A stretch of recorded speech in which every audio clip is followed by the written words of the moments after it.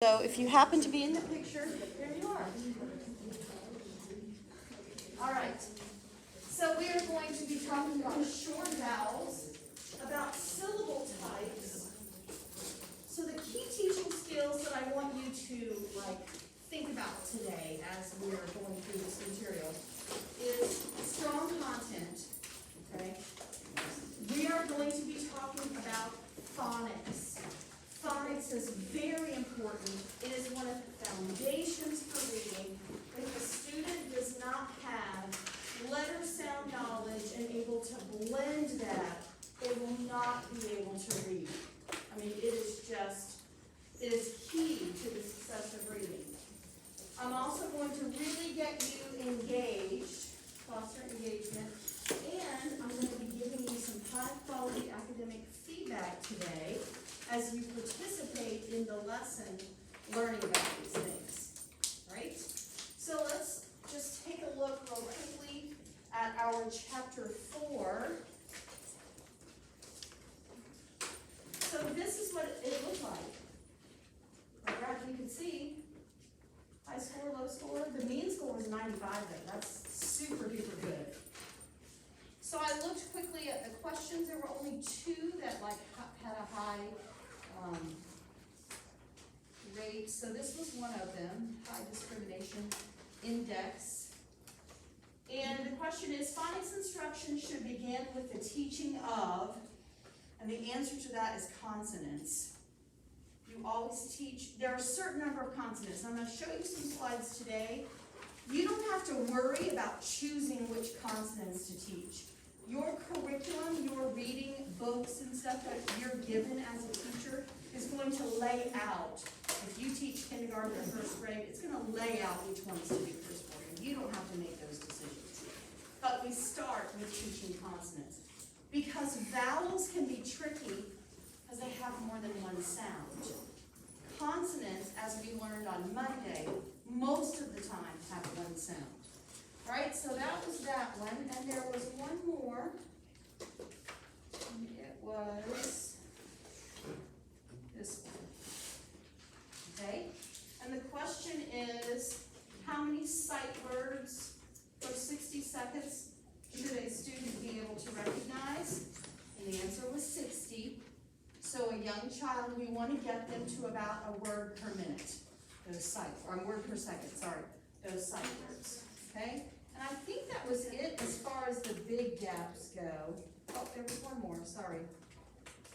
Which assessment is effective in determining how many high-frequency words the students can recognize instantly? Okay, so let's approach this from elimination. So core phonics survey. So if it has to do with phonics, it's going to have to do with, do they know the letters and their sounds? So that's not going to take in consideration the high frequency words, like is, that, was, those kinds of things. Student-teacher readings, I don't think me reading with a student is probably going to give me that information that they can do it quickly. That's what I want to know. Neither will running records. You don't know a lot about running records other than what you read in the book, but it's like a reading test where the student reads and you keep track of the errors that they miss, and you give a total of that at the end, and then you ask them some comprehension questions at the end. That's not going to give me whether or not they know their sites quickly. Flashcards will though. I put the words on flashcards and we just go through that deck. And that is an assessment I can give my students to see if they know high frequency words. All right, so that was the only 3 questions that there seemed to be a little bit of confusion. So let's go back to what we're doing. I think that's a good view for now. So we're going to be talking about what are the short vowels and their sounds. We did the consonants on Monday. What are some activities I can do in the classroom to review short vowels?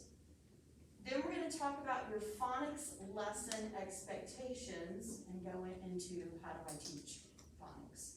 So I told you earlier that you're going to be preparing a phonics lesson for your Roberts Academy class. And you're going to teach it with your partner that's in there. So it's not each of you has to have a separate lesson. You're gonna write the lesson together, you're gonna teach it together. You'll decide who does what part, when they do it, all of that. And we're gonna plan those lessons in here with my, I'll oversee it, I'll make sure you got the right things in there, and then we're gonna do it over there, and Dr. Powell and I will both be there, kind of going in and out of the classrooms, looking. You'll record it so that you can go back and view it, and then we'll talk about those things, reflect on it. It's exciting, isn't it? So exciting. Okay, so let's go. I'm gonna flip that over there so I can see it right here. So let's talk about our short vowels. Okay, so there are 5 vowels, basically. We're not going to deal with Y right now. There are 5 vowels. They are A, E, I, O, and U. When we say that they have a short sound, they do not say their name. They say another sound. So A says A, like in apple. E says E, like in edge. I says I, like in itchy. O says ah, like an octopus, and U says like an up. So you might see at the Roberts Academy where the students actually have hand signals for these to help them. Anybody see it already? You did. All right, so do you know what apple is? Do you know what they do for apple? Yep, so they bite into the apple like this. And they do a tracing activity as well with their 2 fingers. And they do A, apple, and they show that, okay? So that's all part of that multi-sensory instruction to get their brain to click into everything that they're doing. They're going to do multiple ways of doing it. All right, E. So for edge, you know what they do? That's right, they touch the edge of the table. Question? We say that in our class version of third class, our teacher says baby. That's a long A. Yep, that's a long, and that very well could be the A sound, the long A sound, A for baby. But for A, it'll be apple. And E is edge. So I is itchy. What do they do for that? You guys see it? They scratch their arm. Itchy. And then Ah is octopus. They do like a, is that what you saw them do? Oh. So here are the tentacles for the octopus, and they make the octopus. And then up, they do like a, they make a U with their hand and go up.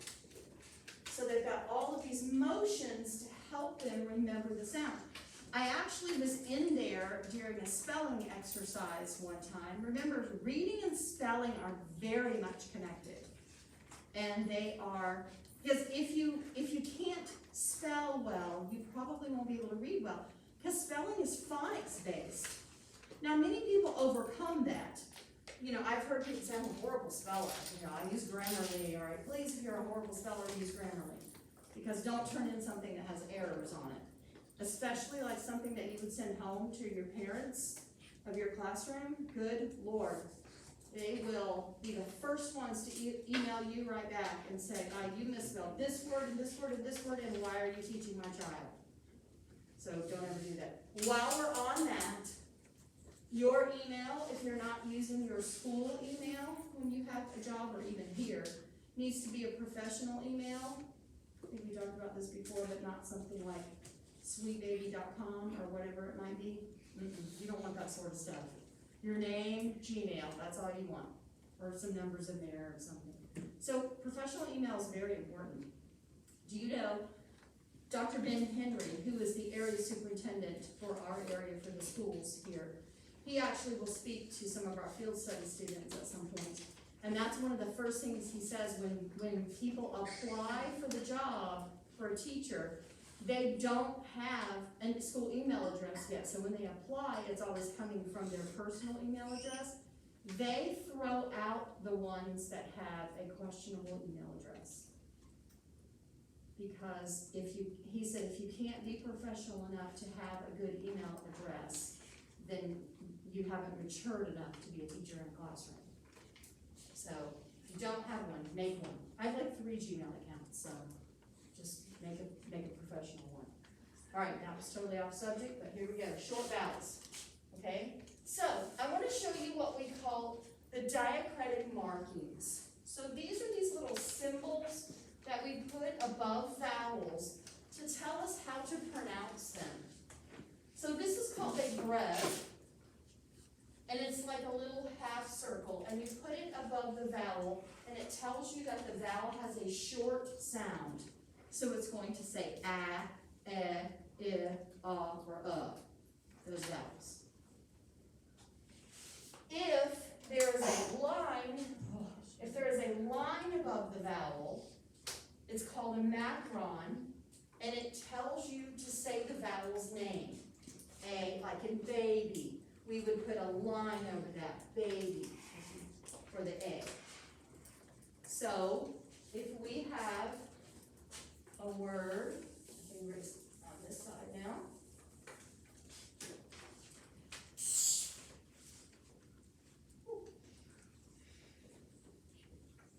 So these are common consonants that I might use with children, and I want you to know how to say that vowel sound. Now we're going to do our phonemes with it, so let's say the sounds. Ready? M, a, d, mad, and we blend that together. If I were to do it this way, now let's do it. M, a, d, made. Even though it's not spelled like made, that would be the correct way to do it, because that's the correct way. If you look at the dictionary of the pronunciation key, this is what it has. It tells you how to pronounce that. So we do have short and long for double O. So the short one for a double O is an sound, like in foot. So a difference in that is the word food, which is a long sound. It's an instead of an But the short sound, we don't use that a lot. We stick with these vowels, but I thought I would show you that. Okay, so now we're going to do an activity on sorting vowels. The pictures that I have, because I'm still working with emergent literacy learners, they really can't read the words yet, but we're going to practice at some point, writing them. They're still learning their letters. I want them to hear the sounds of the vowel and put it in the correct place. So, there are tons of little pictures up here. You can't see them all yet. But I have categories of a, e, and So what I'm going to do is, I'm going to use the hat, which is right here. I'm going to pull a name. Let's see if I can make it. Well, it's going to have great music for us while we do this, okay? All right, I'm going to pull a name. That person, I'm going to turn it down. That person is going to come up to the board. They're going to pick a picture and say it aloud to the class. The class then is going to use their marker, and they're going to write on the table either A, E, I, O, or U to say where the picture should go. What vowel sound does it have? Now, let's switch gears, okay? Why am I having you do this while I'm pulling someone up here? I'm engaging you. Because if I'm pulling one person up at a time to the board, how do I know that everyone is learning? I don't. So you have to create an activity whereby everyone can be at their seat and participate, as well as the person at the board. Keep that in mind when you design your activities for your phonics lesson at Roberts Academy. Okay, so our first person is going to be Ashley. So it's you, Ashley. Yes. So Ashley, you're going to pick a picture, and you're gonna tell me what you think it is, but don't move it yet. Okay. So say it out loud. Uh-huh. Pig. Okay, Ashley, say it again. Pig. Now, I want you to echo her when I say echo. So Ashley, Pig. echo. Pig. Now you write down where you think it should go. It's like the letters. Just the vowel. Just the vowel. You're not writing a word, just the vowel. All you're doing is writing this. All right, Ashley, move the pig to the right place and let's check what we have. You should be able to just move it, yeah. Ashley, put it under the short I. Is she correct? Yes. Yes, she is. Good. Thank you, Ashley. And so next we're going to have, okay, it will be JC.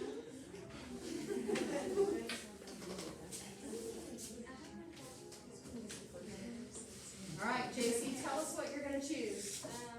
Cat. All right, echo. Cat. Okay, write down the letter that you believe that short vowel sound is representing.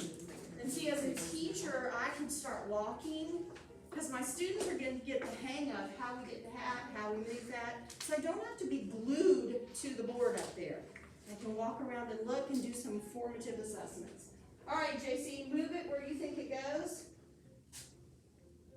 Thumbs up if you agree with JC. Perfect. JC, while you're there, will you choose the next person? Just click that hat on the bottom. There you go. Now click draw name. Emily L. She's not here. Okay, I remember. So we're going to do it again. Molly. All right, Molly. Okay, take a picture. It is. Okay, say it. Dog. Echo. Dog. Okay, write what you think the short vowel sound is. All right, Molly, go ahead and show us. Do we agree with Molly? Thumbs up if we do. Good job. Molly, choose another name from the hat.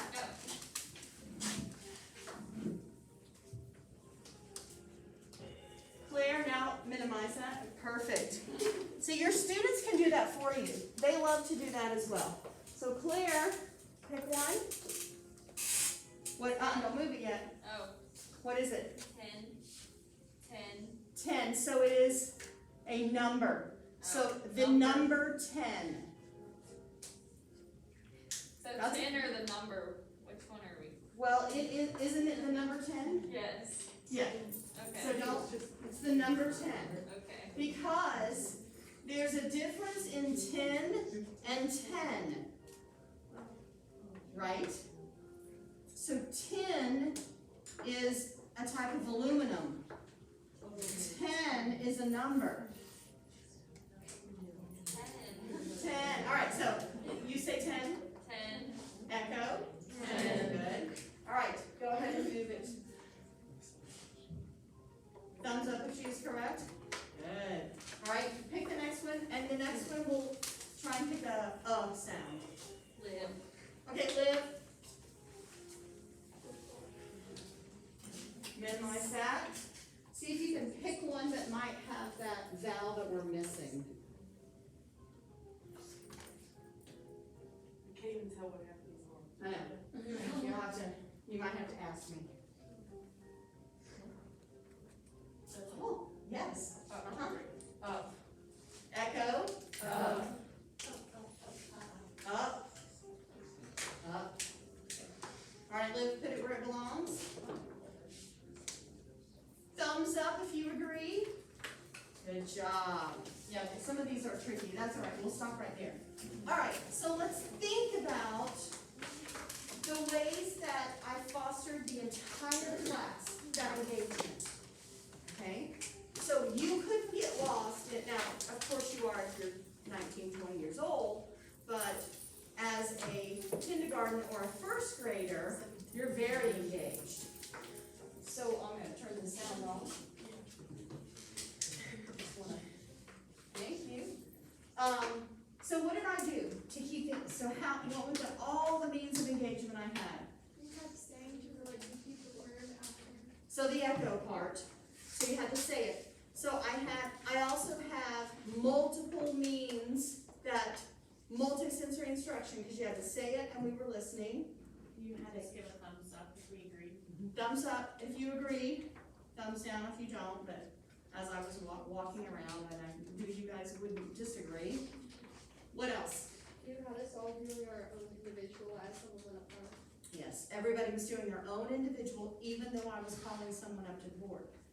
So, I could have a clipboard, I'm walking around, I should keep track of those that are getting it correct. Also, as I call individual, I mean, that's a little bit more of a real assessment. They have to make those decisions on their own. So there's lots of things going on in this particular activity. This is an example of the kind of activity that you might be doing with your Roberts Academy class. I'm actually going to, if you want to use the smartboard, I am going to help you to design or pick some of those activities, because they all have smart TVs like this in their classroom. And a lot of the teachers don't do those kinds of games, so the kids love them when you do it. So we certainly can do those. You might even, during the lesson, have some instruction and teach them, like I did, the short vowel sounds. That was my instruction. And then when you go to the activity, you could divide the class in half, and you could have a center where one of you did an activity like this, and one of you took the other half of the class, or three of you, however you wanted to do it, to the back and did like a game with them. So maybe it was a picture letter match, like concentration game, so that you only are working with half the class and everybody's engaged. The smaller the group, the more the engagement will be. So there's lots of decisions to make as to how you want to do that. All right. So here is another activity. You'll need your phone. Now they have iPads, so you could do something like this. It's the same type of thing. You are going to log into hellosmart.com. By the way, if you've ever been in one of my classes and we've done this before, it'll automatically pick up. You only really have to log in once. And then this is the code for the game.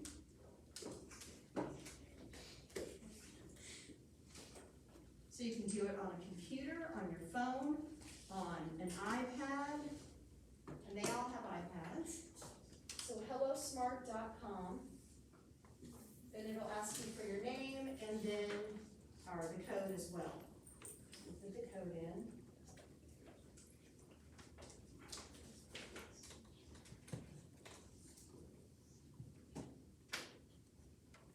Are you being successful? It's just slow. Oh, James never disconnected from the last class, but that's okay. I got 3 of you in now. So Molly, Avi, and Paula are in. Oh, here comes a bunch more. Avi just disconnected for some odd reason. Yeah, I don't know what happened. Good, now we're getting you in. So when I start the activity, if you're doing it on your phone, your best bet is to turn it sideways, because it'll be a little bigger for you then.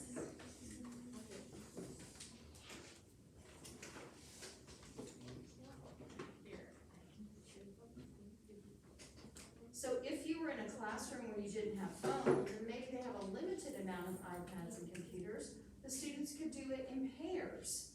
So there's lots of ways they can still participate. We've got about 21 of you connected, because James is still there.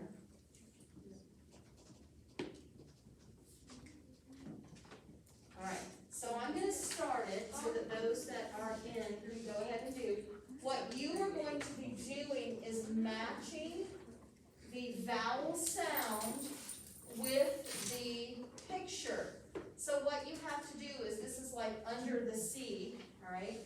You have to bring the vowel sound to a port, and you have to bring the picture to a port, and if they are correct, they will match and go in. Yes? This is saying level 1, 2, and 3 phonics decoding and. Not when I start this. Correct. It should be correct now. I just had to start a new game. Alright, so turn it sideways so you can actually see it. The number's still up here, but it's really small, 382738, I'll write it right here.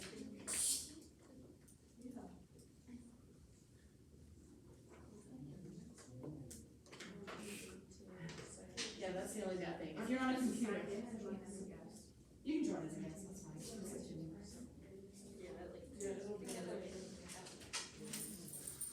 If you don't have it exactly right, it won't be sucked into the port. You'll get another chance to do that. There's the number if you need it.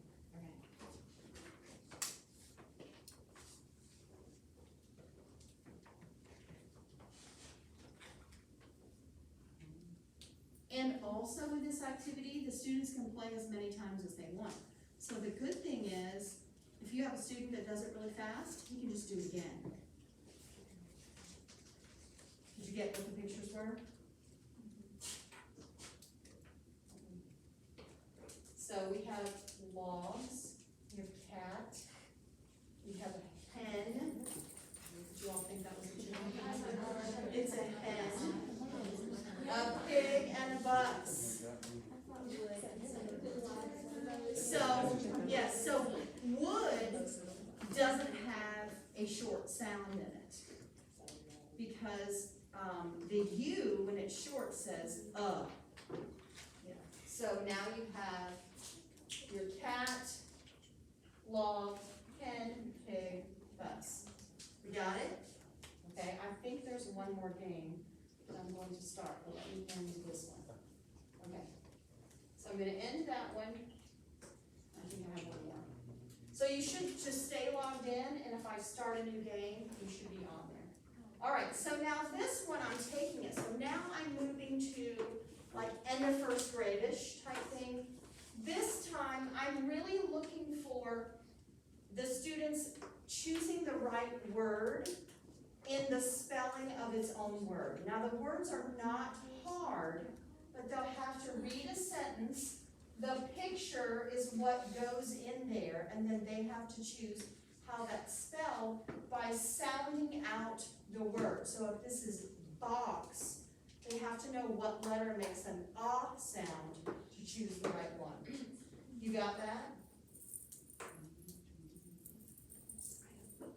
Hopefully. There we go.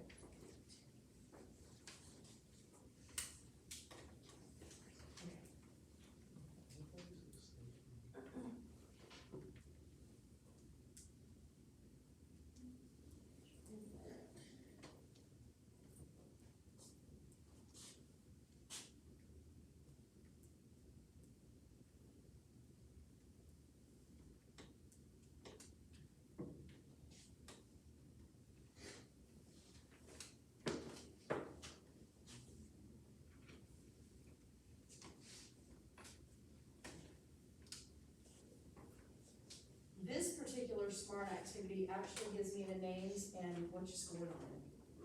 So it says like 4 out of 5, 3 out of 5. Although you can correct them all, so you can get, yeah. 9 all, we have a few people not quite done. Let's see. Okay.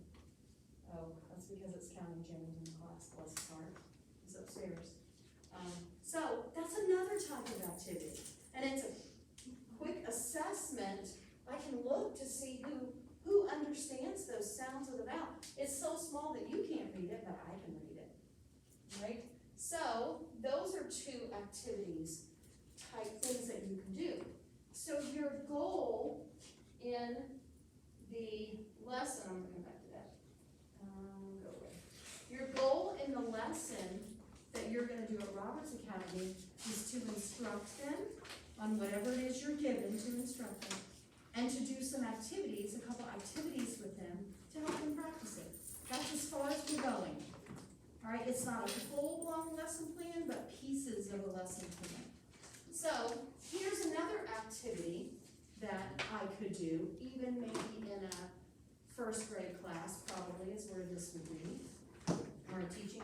So we have now learned the consonants, M, T, S, T, and B. Let's review the sounds of those. What sound does M make? T. S, P, B, good. And these three vowels we've learned, the short vowel sounds. What short sound does A make? I, and O. All right, I want you to take those consonants and make as many words as you can. Just write them on your desk.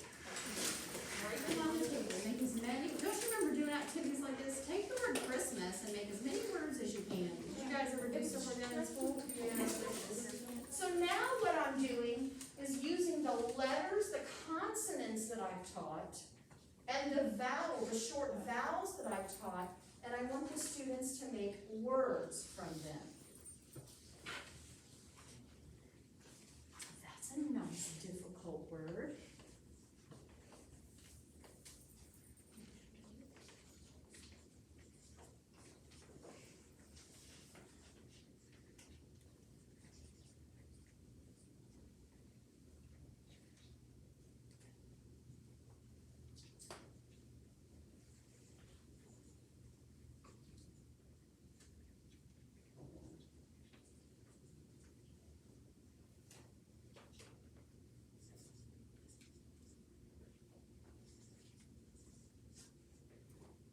I see some people have written the consonants and the vowels on their table to try and eliminate the fact of looking back up to the board each time. That was a smart thing to do.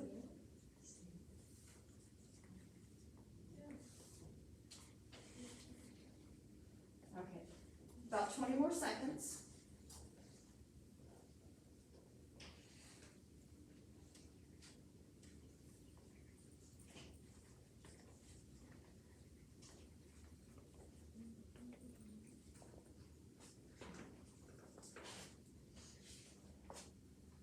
All right, finish the word you're writing and then cap your marker. Think about what I just did with you. What if I did not give those instructions and I just said, all right, everybody stop? Then what happens? People keep right on going, the kids especially. So you have to tell them to cap their marker or they're going to keep writing. Now what I want you to do is turn to your shoulder partner. I'm going to be yours. Turn to your shoulder partner, and I want you to read the words that your shoulder partner created, and then they will read your words back. You are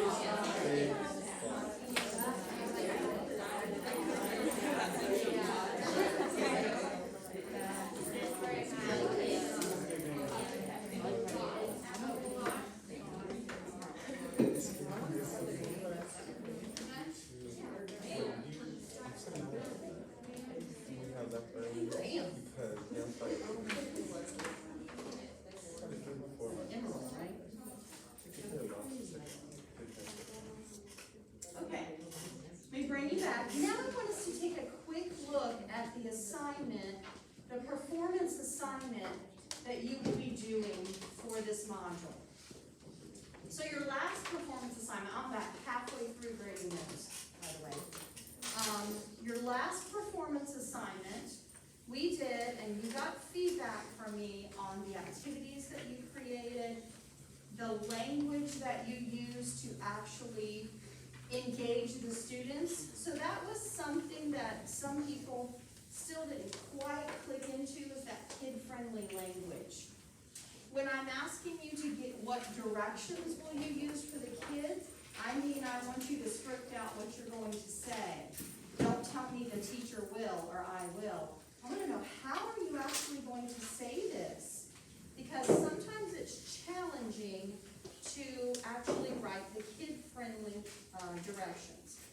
All right, so we are going to look at the lesson plan activity, which is our performance activity. All right, so this is right on the assignment. If you're in Canvas, you're free to look that up. and follow along. So we're gonna use the 21-22, I'll change that, lesson plan template. You're gonna create a phonics lesson plan to teach in an elementary classroom. You know where that's gonna be. It's gonna be at the Roberts Academy. Why are you doing it? It says this will help you begin to think like a teacher as you complete the lesson plan template. Understand this template is extremely detailed and will require you to think about a lot of things that may happen during a lesson. You're then going to teach the lesson in the clinical setting, which is at our lab school, and then you're going to reflect on the planning and instructional practice that you do. So, how are you gonna do it? You're gonna be assigned a phonics topic from your cooperating teacher at Roberts Academy. They're gonna give it to you. They don't need to give it to you now. We'll probably get it next week, okay? Using the FSC lesson plan template, you're gonna work on your lesson plan with your Roberts Academy partner, discussing each area carefully, scripting out all words that you as the teacher will say. Use the rubric in chalk and wire anthology to be sure you have included all the important components of the lesson plan. After you've created it, you will share it with your peers in your class to get their feedback in order to make any adjustments. That's why you're sitting in grade levels. With the exception of this, which is fourth and fifth, that you can still share. You're all second, you're all third, and so on. So the other grade level is they're going to view your lesson plan and give you feedback on it before you actually implement that. Then you're gonna implement it, you're going to record it, you'll watch it, as painful as it will be to watch yourself get up there and teach. It is painful. You're gonna reflect on things that you said, that you did, how well the students participated, and most importantly, the student learning, how you positively impact their learning. So we're gonna collect some data from what you do. Right now, we're just looking at learning the content to be able to teach the lesson. Okay, but I want you to have this in your mind that that's our performance goal for this module. Any questions? It'll click in as we get going, but I wanted to go over that at this point. Okay, so now we're going to watch a teacher, let's see if it clicks into that, I may have to sign in. We are going to watch a teacher teach a phonics lesson. So she is going to incorporate phonemic awareness, but it is truly a phonics lesson because they are using the letters now, their eyes are open, the lights are on, to recognize the sounds. So she's going to be using a CVC pattern in teaching the lesson. So that means a consonant, vowel, consonant. Most of you did this pattern when you wrote those words that you just wrote.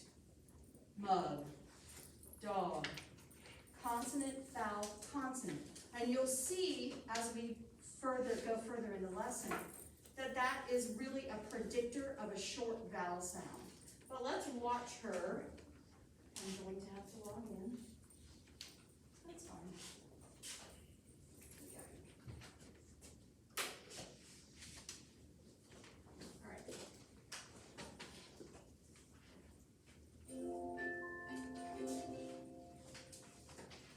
Hello, my name is Heather Lopez. I teach kindergarten at Fairmont Private School in Anaheim Hills. Today's lesson was CVC, or consonant, vowel, consonant. Can you show me? A CVC word is a consonant, vowel, consonant word.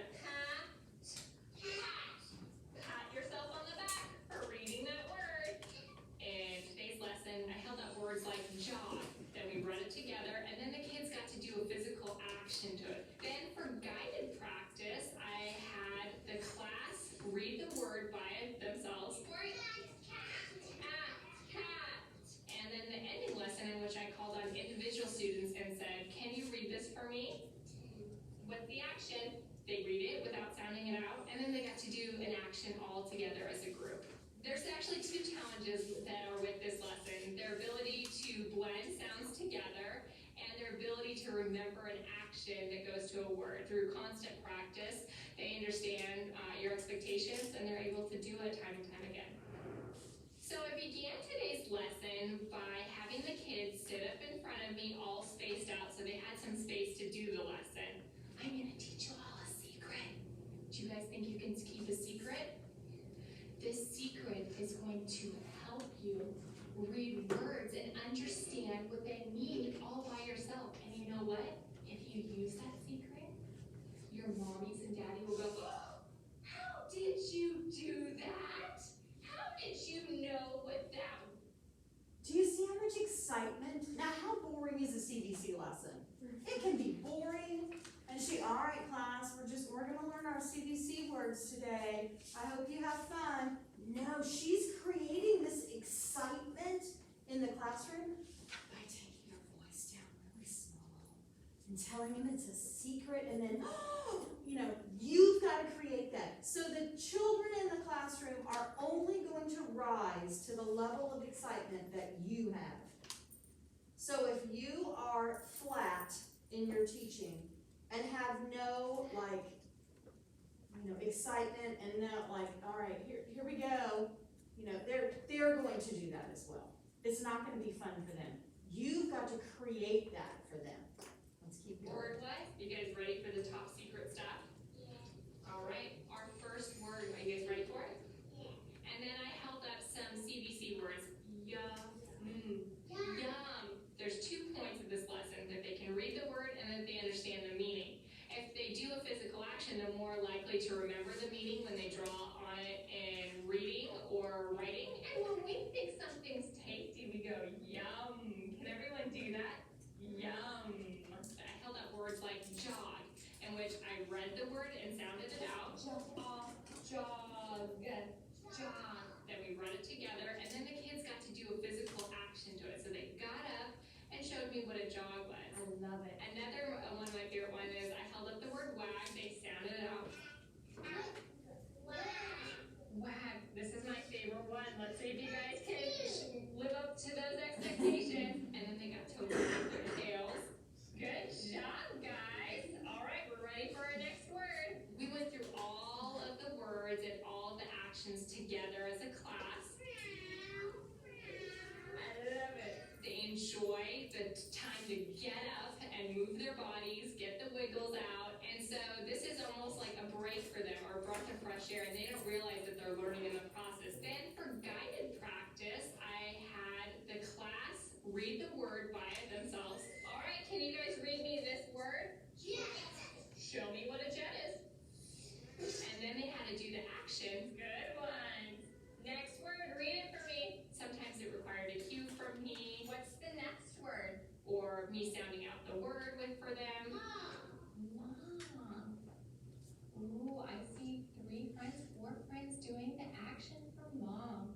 This is an informal assessment, and usually when a kid's lacking the luster or drive to participate is meaning that they're struggling with it. You see how you're reading these words all by yourself and you're remembering what it means. That's very important when we read and write. And then the ending lesson, in which I called on individual students, okay, here's what's gonna go on next. Now that you guys are superstars and you know my secret, I'm gonna go down each row and I'm gonna have you read a word. I'm always energetic. You'll always see me with my fun teaching voice to keep kids engaged. So it's gonna trigger your brain to remember what a certain word means.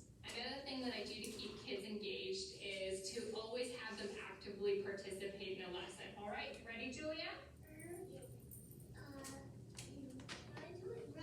Okay, get up and show me what it means. I like to do it. Get up and run. There you go. All right, have a seat. Can I have 3? Here's your words.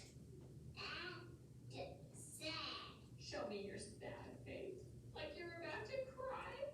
If they do a physical action, they're more likely to remember the meaning when they draw on it in reading or writing. Those are some of the obstacles that you do face, but through constant practice, they understand your expectations and they're able to do it after they do it time and time again. You guys did super. Do you guys remember the secret that I told you? Yeah. If you can remember when you read a word, the action that I taught you, it's gonna help you when you're reading all by yourself. It'll help you impress mommy and daddy. And when you're writing sentences like a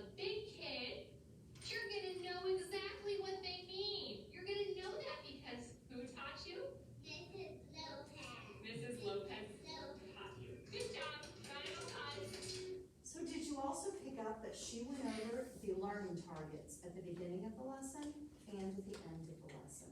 She told it, now she threw the fun one in, your mommy and daddy would be so surprised. But she really said, when you learn how to pronounce these words, we're also going to learn the meaning so that you can recognize them in reading and be able to write them. She went back over that at the end. So they knew what they were supposed to learn, and then they knew what they should have learned when they got to the end. All right, so let's debrief for a moment, and I want you to just talk about the pieces of this lesson that you picked up on that you think, you know, I might want to incorporate some of that. I love that we can get into her mind. That's what I like about these videos. We get into her mind, and she can tell us what she's thinking. So maybe you don't want to teach kindergarten or first grade. That was me. Never had a desire to teach that young. But I could take some of the things that she's doing in this class and apply them to the upper grades. I always wanted to make my lessons exciting. I always wanted to engage my students. What are things that you can take from this that you might apply? Let's take just a couple minutes. Go.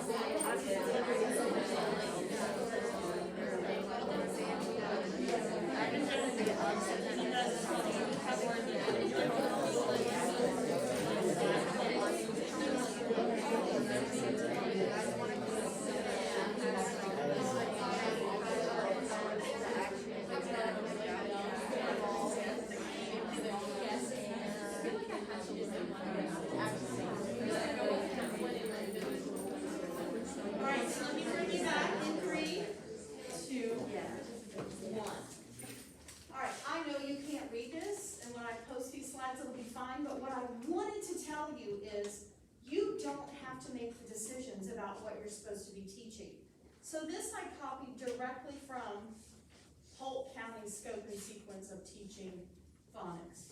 In kindergarten, week one, day one, letter recognition, A, B, C, D, E, letter recognition of the others. These tells you these are your 6 things to do this particular week. Then they're learning it's unit 1, week 1, unit 2, so they're spending a week on short and long A, then consonant S, consonant P. This is where they were last week because that's the lesson I observed my intern doing. And so on. So this is the entire year. They do it for kindergarten, first, second, third. Now when they get into third, so most kids know their letters and sound. Phonics becomes a little more complex at that particular time. They're learning base words and endings like prefixes and suffixes. That is also a part of phonics. Vowel diphthongs, we say, which are 2 vowels put together, that you hear both of them, but they're very connected, like OU, owl. You can't separate those. Couch, right? So the OU makes an owl sound, and so on. Grades 4 and 5 are the same way. So there's no sweat on, hey, what am I supposed to be teaching? At a public school. At a private school, they usually design their own curriculum. So you would have to get that information from them. So now let's move in. We're going to assume that we've taught all most of the letters and sound. We've been going with our sequence. Now I want to show you how knowing various syllable types really is the key to being able to decode words. To hear the phonemes, follow the rule, and pronounce the correct word or syllables. That's what we're going to look at. So there are 6 syllable types. I'm going to tell you what they are first. There are 6 syllable types. You will need to know these. So at Roberts Academy, they actually use this little thing. You probably saw it on the wall somewhere. Anybody remember seeing that? Okay, you do. All right.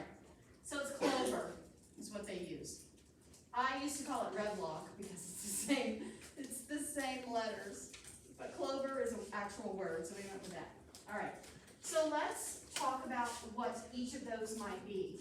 So the first one stands for closed. These are types of syllables. Closed syllables. I'm not going to tell you what they are yet. I just want you to know the names. The L stands for consonant. L-E. That's what that stands for. It means there'll be a consonant and then an L-E at the end of the word. The O stands for open syllables. The V stands for vowel teams.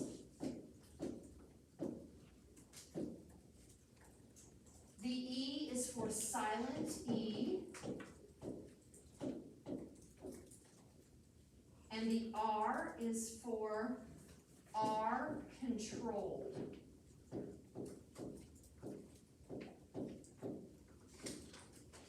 And we're going to take the rest of today and Friday to learn about these syllables.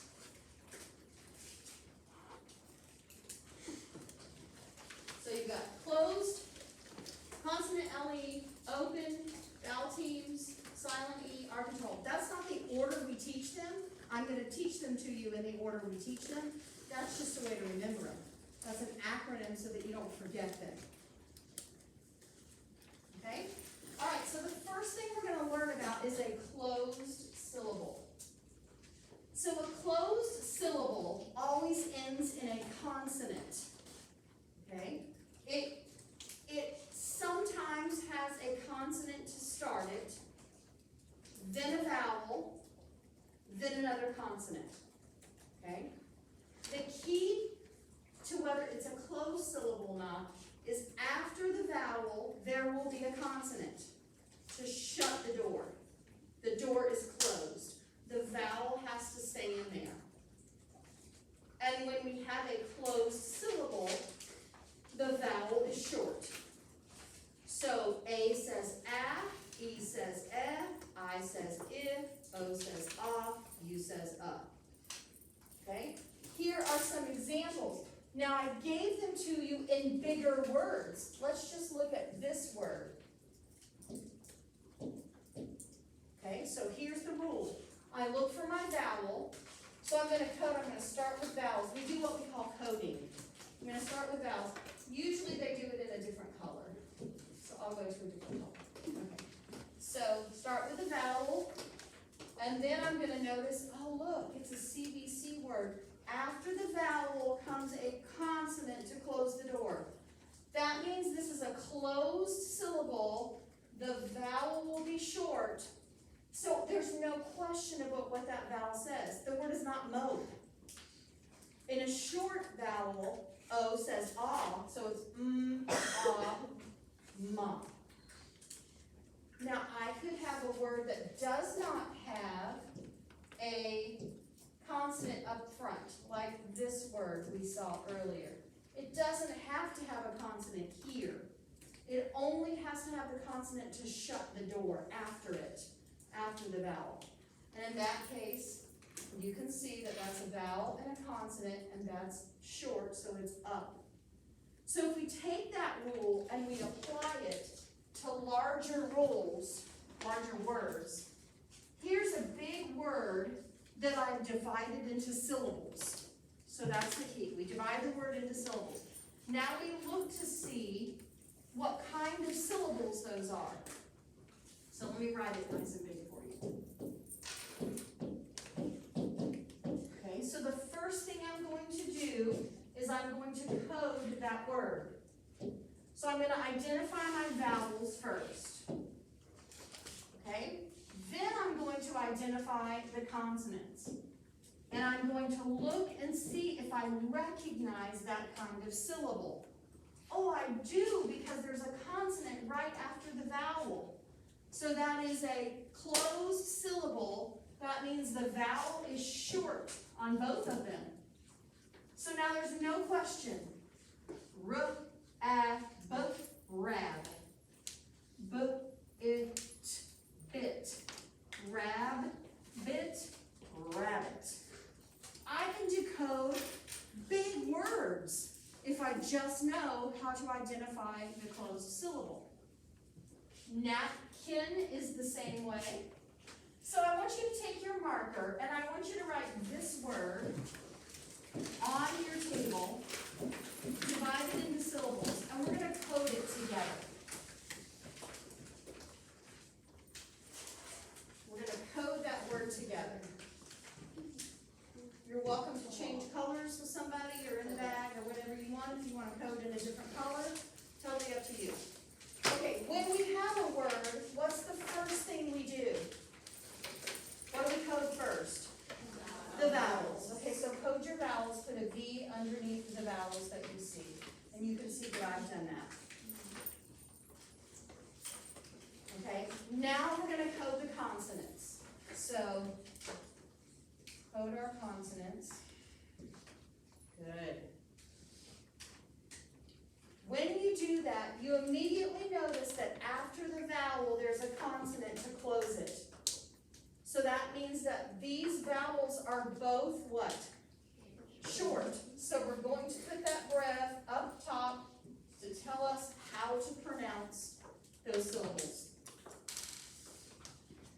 Then we're going to use our blending skills and our phonemes that we know. And we're going to say each phoneme of this syllable and then blend it together. And each phoneme of this syllable and then blend it together. And then we'll blend it. Are you ready? Here we go. Bass, et, ket. So say the syllable again. Bass, ket. Now whole word. Basket. Got it. Anybody learn about the syllables when they were learning to read? You did? That's good. So I didn't. And I didn't teach that way when I was teaching. Only in the past 10 years has really the teaching of syllable types and those rules really taken off. And I think it's a brilliant thing for students. All right, let's keep going. No, there we go. So now what I want you to do, here's my, okay. So I am going to,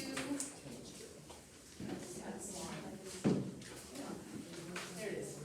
Okay, we are going to read, and I think they're all, we have to do the next one. Okay, we're going to go to open syllables. So in open syllables, the vowel, so there could be a consonant here. So I'm going to do this consonant, okay? And the vowel is here. But there is not a consonant here to shut the door. So it remains open. There's not a consonant. So what that does is it puts the vowel in a place where the door is open and the vowel can just run out the door. And when it does, it screams its name. So O says O, and E says E, and I says I, and so on. So if that were the case, and I'm coding this particular syllable, I'm going to code the vowel, I'm going to put the consonant, and I'm going to realize that there's not a consonant over here. So the door is not closed, it's open. And that vowel does not say ah, like it would enclose, it says its name, it screams it, oh. So I would put a macron on there to tell me that that has a long sound. And so the syllable is what? Say it for me. Bow. Bow. Okay? So here's a familiar one. Right? Does that help? Familiar one. Now there are rule breakers. We're not going to deal with those right now because there are rule breakers. And those rule breakers, I'll just tell you this, like that one. That doesn't say dough. What does that say? So these become sight words because we can't decode them in a normal way. They're not pronounced the way the rule says they should be pronounced. So they become sight words for the students to basically memorize. And there are several words in the English language, sadly, that do that. All right, so let's look at then, I'm gonna give you, well, let's look at this word. So here's our word. I want you to write this word on your table.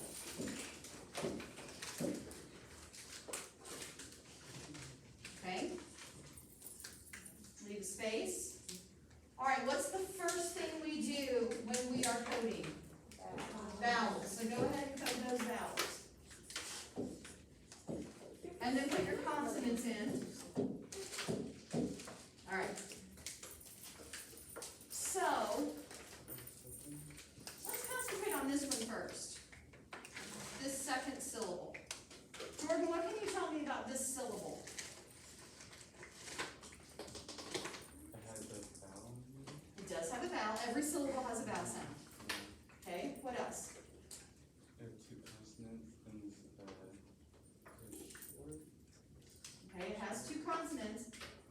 Can you identify what kind of syllable it is?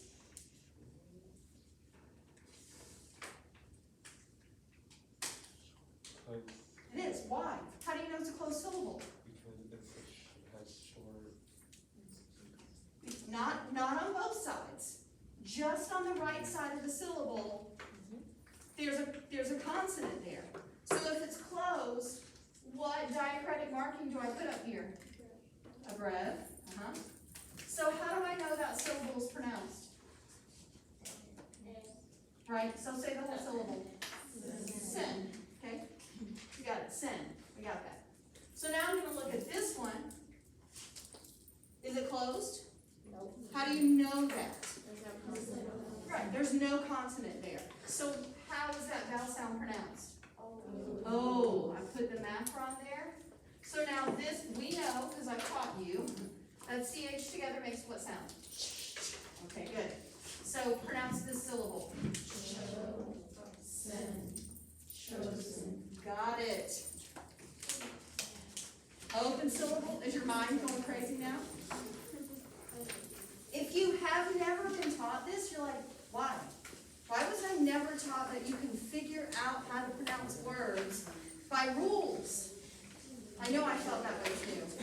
I had one student one semester, she was like, she threw the marker down, she said, I'm really mad at my first grade teacher. She said, I struggled in reading for so long, but nobody told me these rules. There are rules. So if you can be that teacher that goes in that public school and teaches this from the start, imagine how many students you will impact that won't struggle in reading. Because sometimes teachers wait to teach this until after a student struggles in reading. Why? Let's start it from the beginning. Ashley? Just saying, if we were teaching this to kindergarten class, would we say like open syllables and then read that? Or would we just start with the consonants and then the vowels? Like breaking it down that way?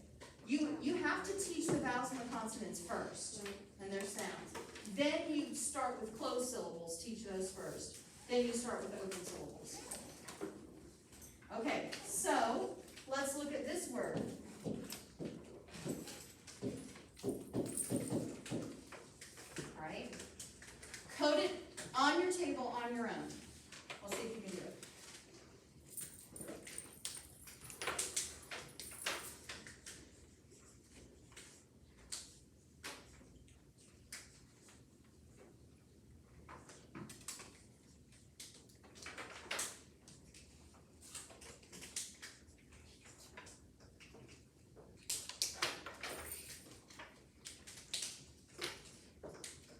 Now at the very top of the word, we're gonna add something. On top of this word, I know you coded underneath it, on top of the syllables, let's say, I want you, because one is a closed and one is open, I want you to put a C on top of the closed syllable and an O on top of the open syllable. Just so I know, as I walk around, what's what.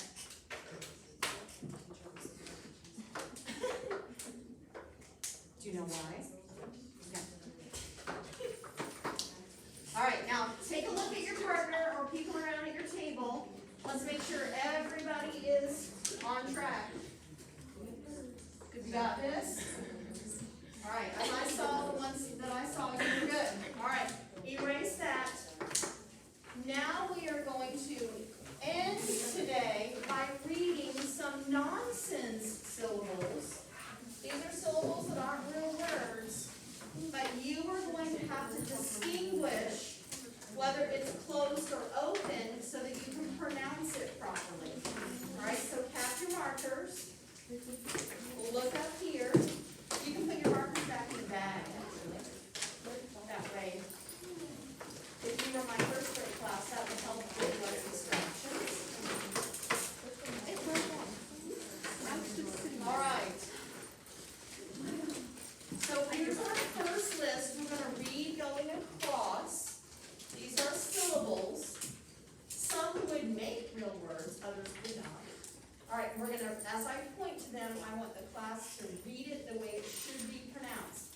I should be hearing a difference between the closed and open syllables.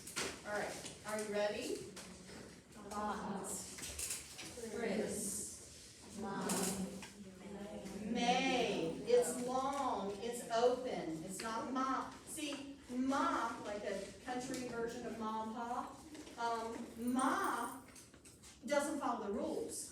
So it'd have to be a sight word, so this is may, all right? Deck, because the C says, we don't know what's after it to see what would change it, so we keep it hard, okay? Ready?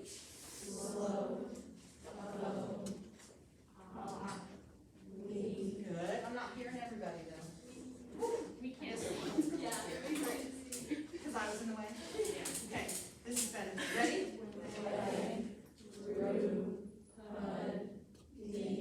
D. Zon.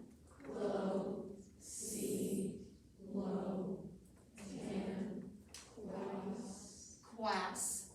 Remember the A has to have an A sound. Quass. Drawn. Forget me. So, yeah, quass. You're very quass today.